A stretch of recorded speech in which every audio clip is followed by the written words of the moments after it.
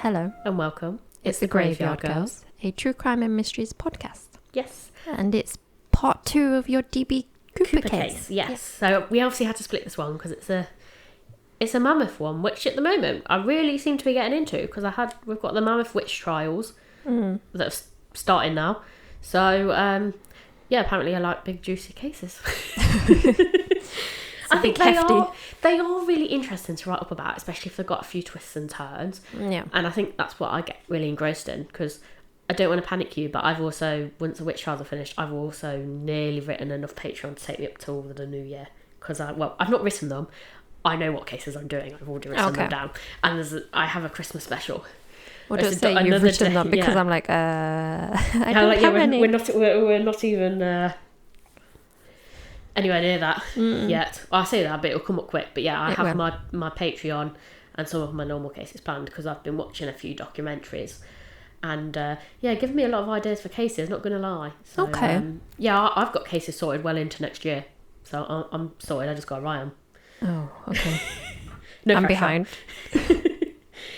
But yes, anyway, back onto the case. So I'll do a tiny recap, but basically anyone that tuned in last Thursday, if you didn't, you might want to pause this and go back and watch Thursday's episode, which was part 1, because this will make a hell of a lot more sense if you go and do that first.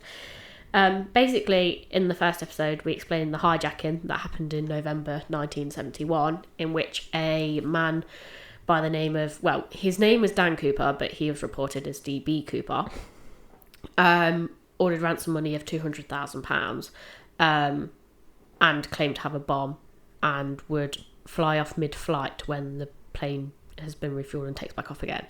At this point, I don't think he has very good survival prospects, but we've already looked at the first sort of 4 or 5 possible suspects. So they were good suspects, to be honest. They were good suspects. And it's also worth noting, like, certain things that he'd said.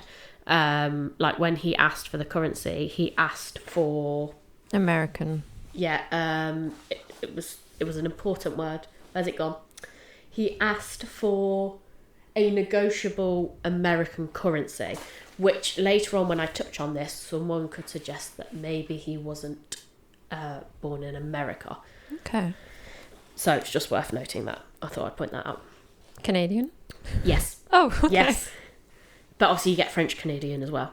So even though the person said he didn't have an accent, if he could have been born quite early on, born early on in born early on in Canada, he could have maybe had some family that was French Canadian, but he's always spoke Canadian. So even though Canadian and American accents are different, I think maybe in a panic you could maybe kind of confuse the two.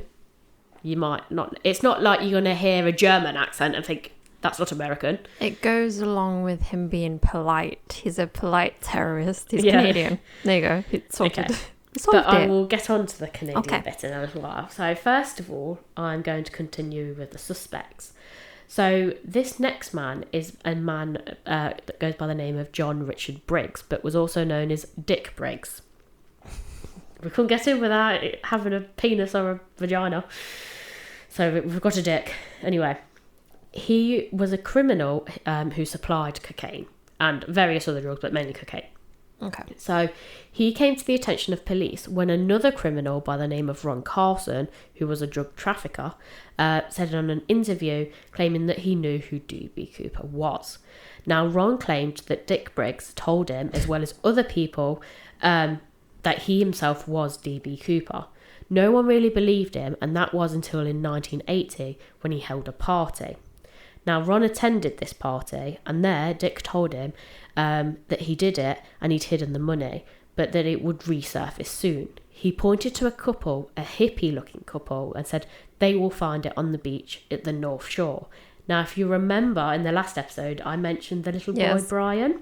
Yeah. Sure enough, on February the 10th, 1980, money adding to the total of $5,800 was found, and the money, and this was money given in the hijacking. The serial numbers matched. Is he like a prophet? Why is he like, oh, they're gonna find it? No, I don't know. So yes, and believe it or not, that money was the money found by 8-year-old Brian Ingham. No. But when it was published in papers and on the TV, guess who Brian's parents were? That's right, the couple at the party. No. So, right. Convenient. No, I don't like it. I know. So you think case closed, but it's not. No, that's a fake story. So it does sound like they have the guy, and this is where it gets interesting. Now, in conversations with Ron, Dick told him that he used to be work in the special forces. He'd been to Vietnam and was a parachutist. Dick was a very intelligent man, but was known for his temper, and his behaviour would spiral out of control. Some said he was bipolar. One person claimed that when he'd come to theirs, they poured him a drink, and not long after he had a fit of rage in which he bit into and proceeded to eat the glass. What? No, yeah. It's worth also noting this because people believed he had no sense of pain. Now, it sounds a bit far-fetched at the moment, but bear with me. If he jumped off the plane, let's say he did sustain a broken leg or a broken arm, he's clearly got a good tolerance of pain, and this is backed up by Ron himself, who said he'd witnessed him on multiple occasions doing things like putting pins all the way through his arm, even without flinching. So he'd put it through one side and the other. So they're saying, could he survive severe injuries? Because some people do have a ridiculously high pain threshold. So at first, I was already a bit sceptical of this, but I'll continue with it and kind of explain it a little bit more as we go along. I don't like it. So Dick also went to an annual D.B.Cooper festival with Ron, and Ron claimed that he said, "All I want to do is tell these people who I am. They're here for me." Ron didn't give his interview until much later. This was in 2011, but police did take interest. They did 3 interviews with Ron and a polygraph test, which I know they're not conclusive, but Ron passed them ultimately, and all the questions that they asked related to what Dick had told him. So this is where, for me, yes, Ron, what he was told by Dick, he genuinely believes. Yes. So it made him seem, because he then passed the polygraph test, it sparked police interest, because I thought, well, they were expecting Ron to lie and fail the polygraph test, and he didn't. So now they're thinking, oh, hang on a minute. Yeah. But he clearly just believes everything this guy's just told him. Not that that's who he is. Yeah. And this was it. And this Ron Carlson will later do an interview. He actually comes back to the documentary that I watched the other day. Yeah. And he says that he kind of felt off on that. I know you can take this with a pinch of salt because ultimately he's a criminal, so he's done naughty things. But it doesn't mean that everything he does is bad. But he said he was so convinced himself. He said he couldn't believe it when it was later disproved. And I'll explain why it's disproved later. The thing is how would he know about it? Like, to get about the money. Because that was for him to announce that literally days before it happened. That's weird. Either they're in on it, and they buried it, or he heard them going to the beach, or he's a weird prophet.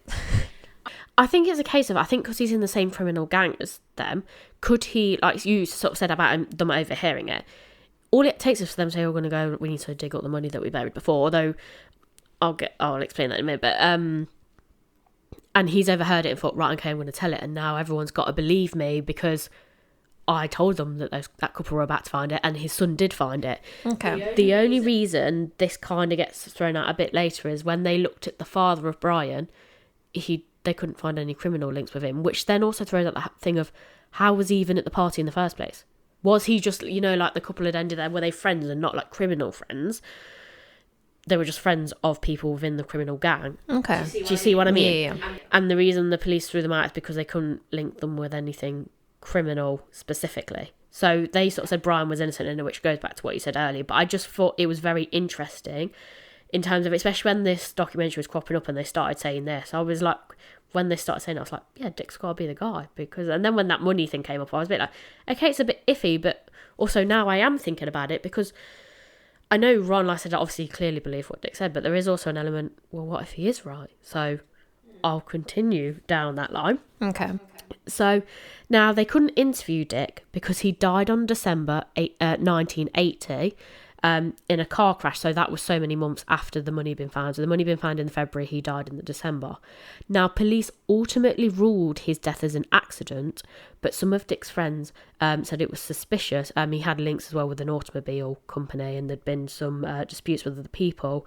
And some said because he was bragging about being Cooper, even if he wasn't actually Cooper, was his death made to look like an accident. And the police are just either not bothered because it's another criminal, or it unloads something else. It maybe ruins another one of their undercover cases, so they cover it up as an accident. That was what was sort of thrown out. But I don't want to go too much in that because it massively divulges away from the case. But if anyone wants to go and look at it, it's definitely worth a little look. Now, obviously, the police naturally had to investigate the claims. Now, the reason the police also ruled him out as being Cooper is because he didn't match the description at all. Now, where he was, in terms of like his face and facial features, yeah, he did match pretty good.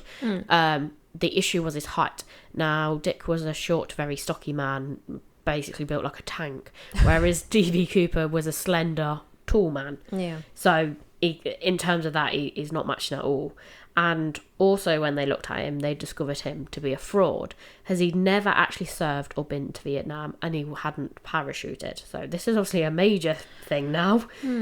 So he obviously did a good job of convincing, because Ron and many others believed him. And obviously Ron passed his polygraph test. Yeah. Now, he's obviously been ruled out, but he ultimately put police onto... and a police consultant, Tom Colbert, onto who he believes is D.B. Cooper, and that is the man by the name of Robert Rackstraw. Now, this for me, when I watched the documentary, this is what brought me back. So anyone that's already, obviously, hopefully listened to the previous episode, right at the beginning, I'd said about when they move on to this next guy, I feel like at first he's a very good suspect, but in Tom Colbert's pursuit of the man, I feel like he's gone a little bit to one track and it becomes a personal agenda. Now, I also said that I'd previously watched a documentary, and I had. This had come back in 2016 on the History Channel, and what frustrated me was they put forward lots of circumstantial evidence, nothing proved or linked to this man, and there was ultimately no result. If anything, you were further away from who I thought a suspect was than when you got closer. But I can't not mention this man. Okay. So I'll basically get into Robert Rackstraw and who he was. Now, Robert would be the main suspect for Tom Colbert. Now, he was a consultant with the police, but also did a lot of journalism sort of stuff. And he hired 40 private/retired police investigators, some from the FBI. It became an obsession for Tom. The investigation would spread over 5 years. So who was Rackstraw?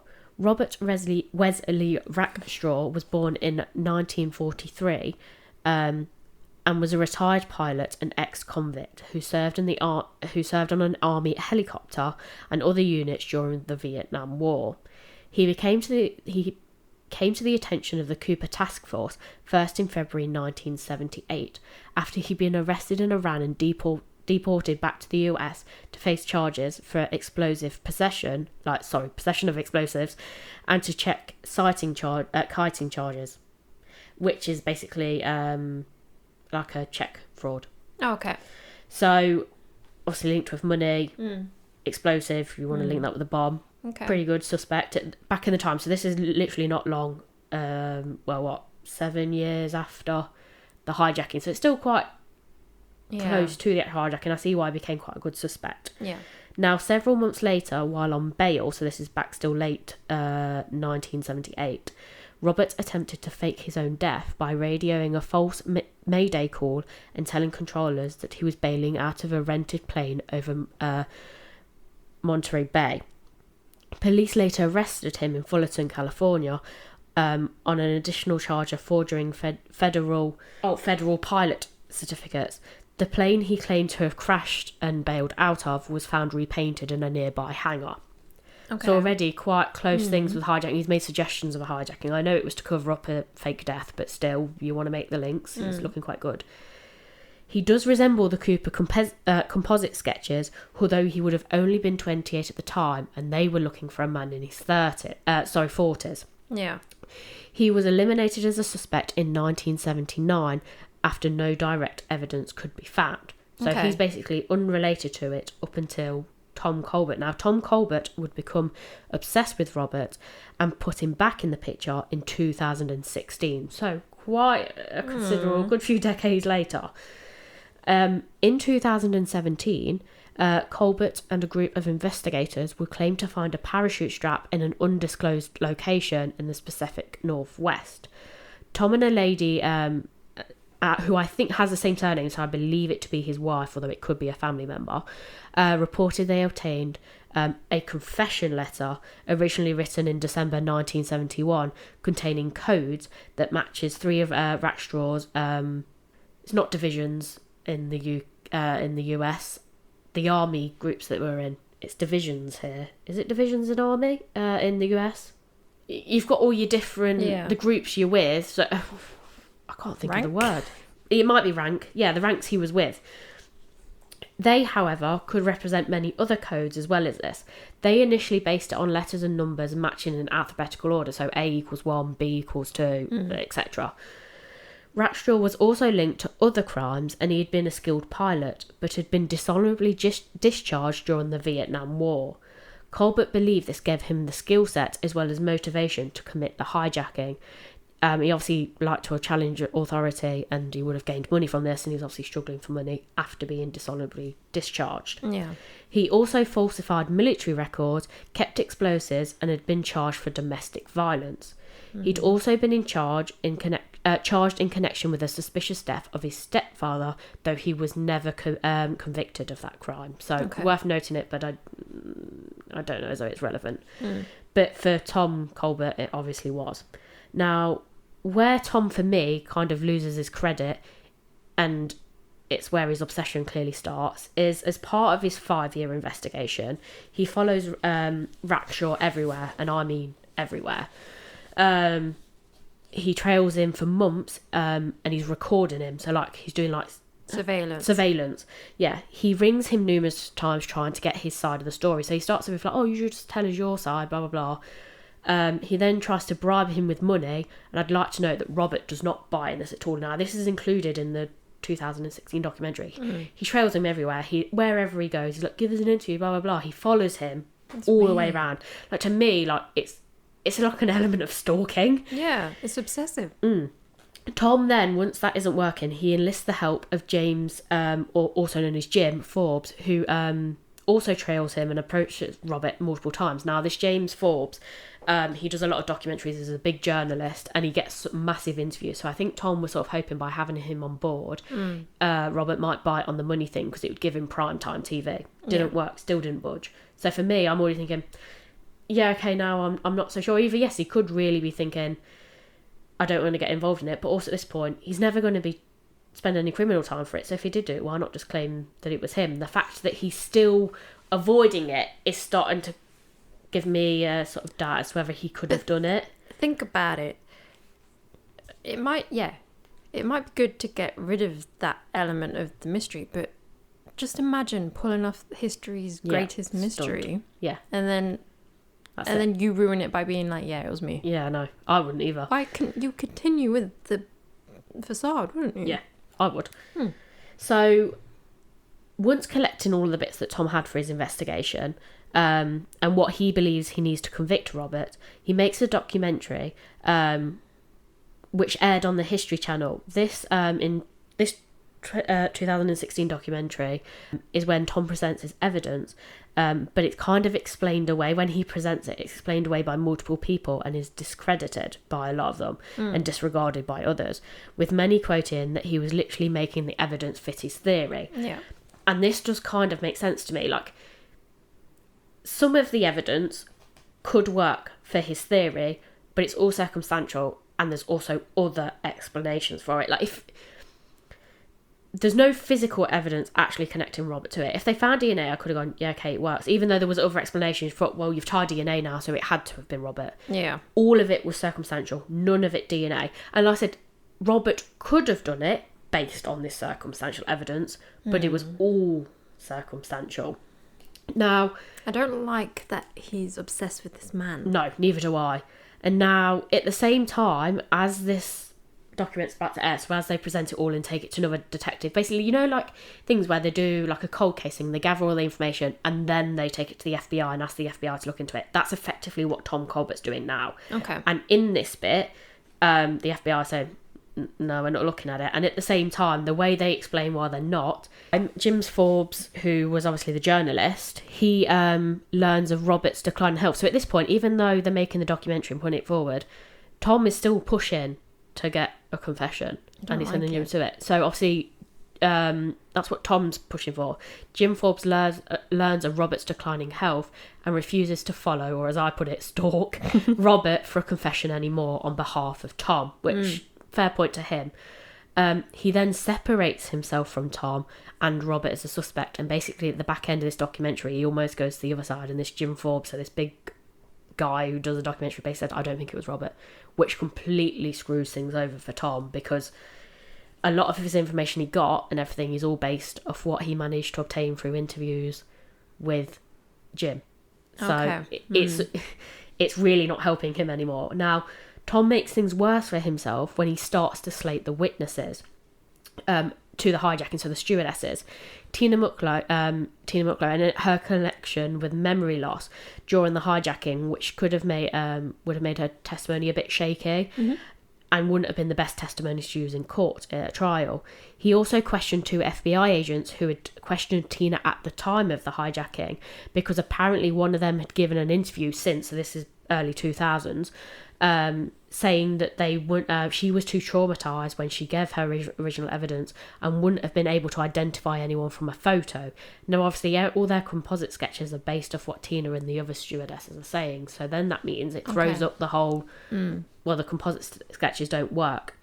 Tom then blamed them. Tina would give a later interview to Tom for his documentary. Tom blamed those 2 FBI agents for encouraging Tina to look at Tom's photos he had of possible suspects and said that they set him up to fail. So rather than saying, I've got it wrong, or I've not got enough evidence, it's all circumstantial, he's blaming those other FBI agents.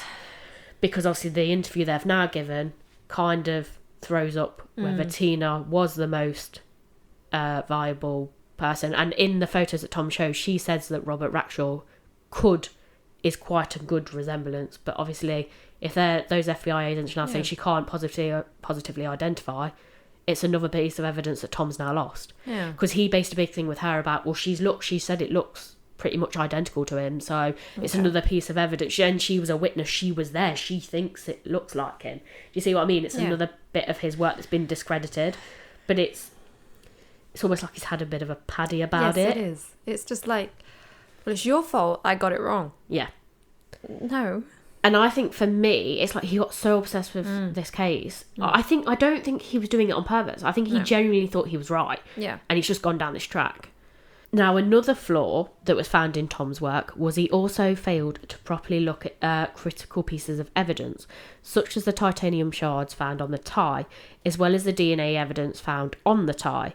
So far, no links to Robert have actually been made. Now, Tom basically presents all of his evidence as circumstantial, and none of it can be conclusively linked to Robert, so nothing through DNA or anything like that. Okay. And crucially, Tom had never, even though he had several high-profile FBI agents working for him, none of them went looking for the missing cigarette butts, which had previously been collected by the FBI, and they obviously would have had conclusive DNA on them, or most likely would have.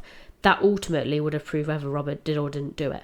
They didn't do anything about the cigarette butts. They didn't even attempt to look at it. Now, most of his private investigators were part of the FBI. So he's saying a big bolster for his case was, look, I've got actual FBI agents on it, blah, blah, blah. Yeah. They're not looking at actual hard evidence. They're only gathering circumstantial stuff. And like when it goes back to when they found the parachute straps, that was actually found later on in the documentary than obviously I've mentioned it before. But the way it was sort of done is when they found them. As soon as he said that, I thought, there's no way it's fucking that. Basically, they were already struggling for evidence. They go looking at possible sites where the person could have landed, and someone else goes, let's just dig here. They start digging there. They found a parachute strap. I was like, bit convenient. Yeah. And also, it was a really generic strap. It could have belonged to any type of parachute. Okay. It didn't have to be that type of parachute. Yeah. And I just think, so you're telling me all these people have spent all these years searching, no one else managed to find it, but apparently they had undisclosed information and that no one else had before. But again, it was all circumstantial, and ultimately there was no DNA on it, so they couldn't relate it to Robert. But I think there was a thing about the colour of the straps, and the bag that was then located nearby was the same colour as one Robert had in a photo. So, yeah, basically, but that's unless I'm mistaken, that's not a DB... bags are mass-produced, so, you know, so it could have been anyone. But for them, it was like, it was another piece that links them to Robert. But it wasn't, because there's no DNA proof. So I was already a bit like, okay, you've really poo-pooed yourself here. Now, as a result, many actually questioned the History Channel as to why they would even put such a huge documentary on, which contained no definitive proof and no confession from Rackstraw and offers no resolution. Now, that documentary is the one I watched back in 2016, but I don't think it came out here until about 2017. And that's the one when I first heard about D.B. Cooper. Yeah. And obviously for me, I got massively frustrated with that thing. I was just like, I've just watched hours of this documentary and you're none the wiser. Like, it genuinely sounded like they were going to solve it. And I was like, you've given me nothing. There's absolutely nothing. If anything, I'm further away from thinking it was him than I was at the beginning. He started off pretty good, and now you've completely ruled him out, especially with his previous convictions for other stuff. Now, for me, I then obviously went and a mixture with this documentary, and then I obviously did a little bit of digging on Robert. It's also worth noting that at the same time of Tom's documentary was released to the very same week that was released in 2016, the FBI officially closed the case, saying that there was nothing else to go on. They couldn't solve it. End of. Which had a detrimental impact on Tom, because he was so certain that he'd found the guys, he'd gone to the FBI, and people throughout that the FBI were trying to do is a cover up because Tom had discovered the answer. But why would the FBI want to cover it up and not solve it? I don't get it. No. Do you know what I mean? It's just another convenient story for Tom. Yeah. It's like, oh yeah, we found him, but like the FBI don't want anything they're not to do with interested it. anymore. They're covering it up. Yeah. It's just weird. I don't like it. So it's also worth noting now, obviously Robert's charges were the end of like the late 1970s, early 1980s. After that, after his charges, he settled down and hadn't been linked to any other crime since. Doesn't mean he didn't do any, but he obviously hasn't been linked to any. So it would seem that he'd redeemed himself and tried to move on. He led a quiet life until Tom put him back in the spotlight in 2016. So he'd gone all the way from the 80s to 2016 with nothing. Absolutely nothing. He lived a quiet life, effectively been forgotten about. And then Tom comes along, just like, he did it. Yeah. Trying to end his life, just for like what? Because he thinks he's right? Yeah. And I think it is literally a classic case of I think what he started off with, he was a good suspect. Like I said, when you look at the beginning of it, like, yeah, he is a strong suspect. Maybe the FBI did miss it at the time. There just wasn't enough evidence. If we reopen it and re-look into him, we might find the DNA evidence. Where Tom's issue was all the new evidence he found was circumstantial. And at one point, this thing with the letter in the codes, it never been deciphered. No one could decipher it. And it was a guy who had served time in the military, who apparently had served time with Robert. He looked at the codes and he was the one that matched up, and he goes, I know Robert, I know the sort of codes we would have learnt because we learnt them together. If he used the codes of how he knew Robert would have been taught to do it, it came back as Robert Rackstraw. So they were saying, there you go, we've solved it after all the reason. The reason we couldn't solve it before was because it was linked with that individual part of the army, and it was like a secret code cracking thing. But again, then when someone else looked into it, they were saying, but also if you looked at it from other points of view, it could also mean other things. And it was something to do with the letters, depending on whether you wanted to do it in reverse numerical, so like A being 1 or A being 26, depending on which way you looked at it, it spelled completely different words. Yeah. So if that's the case, if you do it in the reverse order and it spells something completely different, you've not cracked the case, have you? No. So it was a case of it then kind of threw that evidence out. And at first it was like a really good point. I was like, oh, okay, yeah, I get it. And then all of a sudden I was like, yeah, okay, now it's discredited. Do you know what I mean? When you keep looking at it, it's like 1 minute you go, woo, I've got something. Oh, wait, no, that's too shit now. I don't believe you anymore. So this, for me, is then where it got into, well, if it's not Robert, who is it? And who is the most plausible? Now, this case is said to have something in the more recent years, as the internet's taken off, they've given it something called the Cooper curse, and basically saying no one will ever be able to solve it. So many people have got so close, and just as they're about to put that final piece together, something blows it out, and they can't prove it anymore. So they call it the Cooper curse. Now, obviously the internet is full of conspiracy theories, and if it wasn't, we wouldn't be making podcasts like this, because we wouldn't be able to look into these unsolved mysteries. But there is a hell of a lot of plausible ones. They just can't be proven. And they're coming from all different angles. Now, this recent Netflix documentary interviews a man by the name of Darren Schaefer, who actually hosts a podcast all about D.B. Cooper called The Cooper Vortex. Now, his whole podcast is dedicated to this. And he also goes along nowadays, you know, like conventions and things like that. They have one dedicated just to D.B. Cooper, and it goes up and all around America. This guy goes round to sort of quite a large number of these. Now, I did start to listen to a bit of one of his episodes after I listened to the interview, and he's one of those that kind of discredits Tom, and a lot of stuff he said in the Netflix, without me going into too much detail about it, I agree with what he's saying in regards to Tom. Yeah. He brings up a lot of points, but I definitely think he's one worth going to have a little look at if you want to delve more into this case, because he brings up so many valid points. But if I was to go into all of them now, bloody hell, the episode would go on forever. So anyone that's interested, I will obviously tag him in our Instagram post as well. So if anyone wants to go and have a little listen to that, then that might be something they're interested in doing. Now, the Netflix documentary looks at a comic book, and this is partly due to what Darren brings up. And this, for me, it's kind of it doesn't give you a pinpoint suspect, but I really like this theory. Okay. Now, this is the adventures of Dan Cooper, a French comic series about a fictional Canadian military pilot. Now, first published in 1957, so it was out before the hijackings. Was it the inspiration for D.B. Cooper? Now, it was written in French.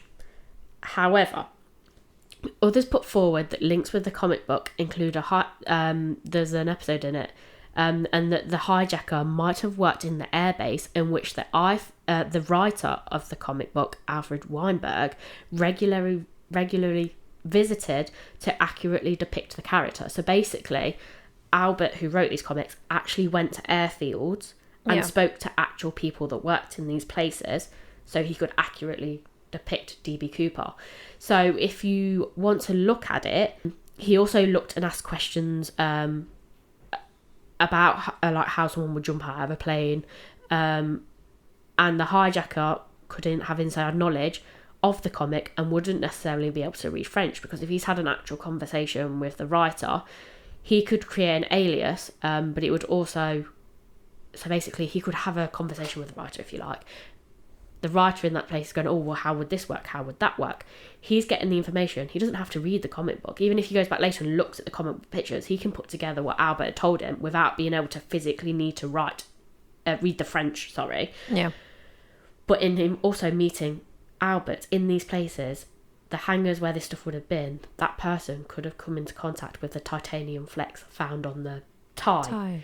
So not only would he have knowledge of this thing, it would give him the name, the inspiration, the alias, the Dan Cooper, and it just so happens that this comic is about the pilot Dan Cooper, which, if you take out the B, which was misprinted by the media, it's a perfect match. Now, it's not like this comic came out afterwards, it was out years before. Yeah. So could it have been a case of the person that was the actual D.B. Cooper, could he have worked in Canada? Because if you want to go back to how I'd made about the negotiable American currency, someone suggested he could have been Canadian and not American. Okay. Remember I made that? If you want to go back to that, if he's working in the hangars where these planes are made, where the guy who writes the comic goes to visit to get his inspiration, I know it's quite far-fetched, but I really, really like the idea it's a good that this theory. guy is basically, he lives and works in Canada. He's met the guy of these comics. He knows what's going to happen in these comics because he's met the author and illustrator. He then, whatever reason, it ends up in America. He's got the perfect hijacking. He's got the perfect alias. It's a very good theory. It's a really good theory. And there's no way of proving it, because who could that guy be? There were so many people that worked there. I know, instead you could go, well, just look at any of them that went to America, but it's also, there's no guaranteed fact Dan or D.B. Cooper survived the fall. yeah, exactly. So any of these, it could be no one. Yeah. Who disappeared after that day. Look at them. Yeah. Not the people that There'll are be still hundreds alive. of people that disappeared.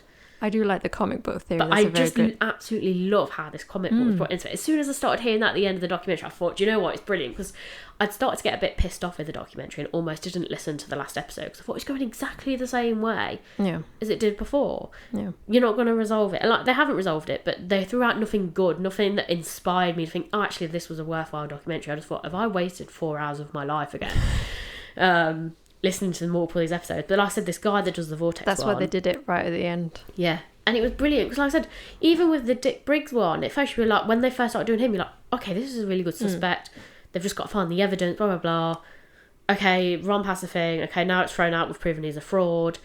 But he had connections to Robert Straw. So then you were like, okay, well, he could have got his inside information from Robert if Robert was really the guy. And then this Tom sounds so plausible at the beginning. The way they do it is they take the bits out. And it wasn't until I started looking at that bit, I was like, I'm sure I've watched a documentary with this Tom guy in before. And then when in the third episode they mentioned that he'd had a previous documentary, and I thought, I knew I'd fucking seen this before. I think I've seen one with him. Yeah. And then it was like, hang on a minute, I'm discrediting it. And then they started bringing in other people who were not shitting on Tom, but they were shitting on him, if you like.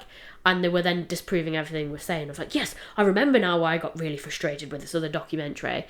And then I was like, I don't believe it's Robert anymore. And then, especially when that Jim Forbes guy was like, yeah, no, I don't think it's him anymore.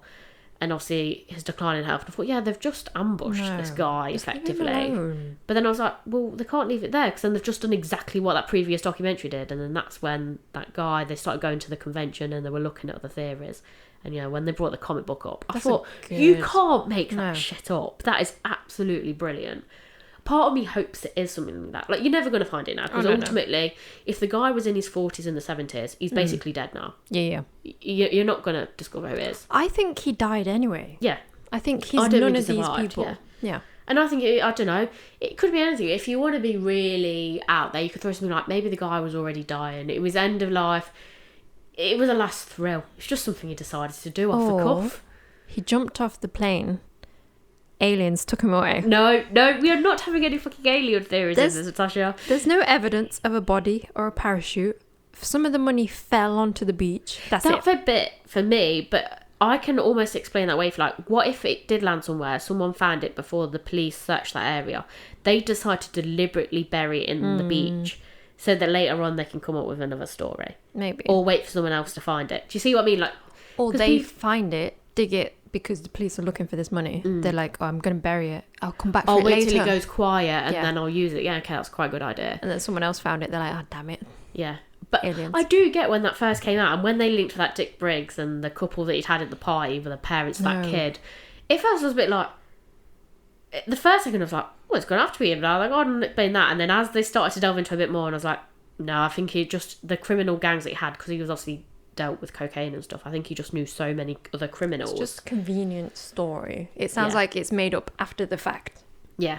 Like I said, it sounds case closed, but then it's very clearly not when you unravel everything about Dick and you just realise, yeah, okay, it definitely wasn't him. I like this comic book. I really like this comic book. I can't believe I hadn't heard about it before now. It's just brilliant that this pilot is called Dan Cooper. But it wouldn't be hard, like I said, when we've looked at other cases. If you want to hide things, that's a perfect way to hide it. Name it after a comic book person. When someone finally discovers it, someone goes, well, it must have been one of them, because that's where he's got the name from. That's where D.B.Cooper come from. It's actually Dan Cooper. And it could be something completely unrelated to the comic book. Just so happens that person read the comic book. Exactly. But it's a brilliant alias, isn't it? It is. And it's a brilliant link. Especially if they get it wrong as well. You're like, no, it's Dan Cooper. And they're like, no, DB. Everyone's looking for DB, and he's just like, for God's sake, it's Dan. Yeah. But I thought, I've never had a case where it's related back to a comic book. It's just something so different in comparison to other cases. And that, for me, is why I decided to do an episode on it. Because at first, I was a bit put out that they still hadn't resolved it. And I couldn't put forward who I felt was a possible suspect. Like, these others, I think, like, I can come to the end and go, I think this person's quite a good and strong suspect. I have absolutely no idea in this case. I just really liked that comic book reference. I see why you split it over 2 episodes. Yeah. It's good. You had to do that, but you had to include those other suspects, because otherwise, I don't know, it would have just looked a bit one-sided, a bit like I looked at one person and that was it. But obviously Robert was the main fundamentalist point. He's probably been the one that's been most investigated, I think, in terms of the actual case. I think it's none of the people who are alive. No, I don't. I think, like I said, I don't think the person even survived the fall. No. And if they did, they're definitely not alive now. No. They've took it to the grave. Because there's been so many people confessing on their deathbed. But they're so loosely linked. Exactly. But yeah, hopefully everyone enjoyed that. Like I said, it's worth looking at the documentary. I mean, I've maybe spoiled it a little bit now with revealing that Tom's everything, his ideas are shit. So maybe go and listen to that podcast, because I feel like... What's the podcast again? It's called The Cooper Vortex. Okay. And it's hosted by two guys, but one of the guy, Darren Schaefer, did I say his name was? I Yes. believe I did, yeah. He's one of the main hosts. Okay. And he featured in this documentary. So, yeah, I think it's worth going to have a little look at that. I think I'll go back and listen to the rest of the episodes, because I only looked at it a little bit just to double check it was definitely the same guy. But yeah, definitely when I get a bit of time, once we're finished recording these bloody witch trials, I think I'll go back and have a little look at it. Maybe explore a few more of suspects that they maybe drill up. And then do like a part 3. Yeah, and do a part 3 maybe. Like a revisited sort of thing. But yeah, or if anyone else has any other suspects they think I might be interested in, then yeah, feel free to send that to us and I'll have a little nosy at some point. On that note, Yeah. In the meantime, keep creeping. and we'll keep digging.